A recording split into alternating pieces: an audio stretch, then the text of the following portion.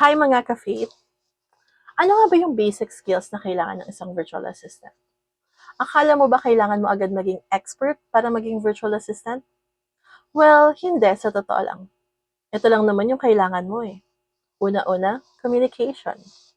Kailangan marunong ka makipag-communicate sa client mo. It's either email, chat, or calls. Hindi kailangan ng perfect English. Basta clear at professional. Sunod na basic skills is computer skills.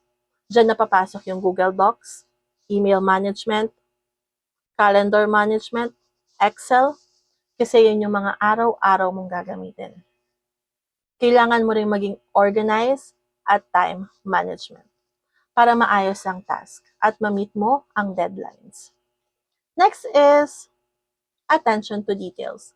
So minsan, kahit sobrang liit na details or mistakes, sobrang importante yan kay client. Panghuli is adaptability and willingness to learn.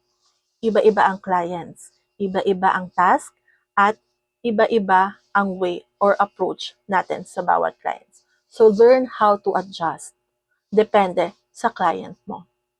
At yung willingness mong matuto sa bawat task na binibigay nila sa'yo. So sa lahat ng to, natututunan natin to habang nag-work tayo. Dati, beginner lang ako. Pero I trust myself. So, kaya ako nag-start as a virtual assistant.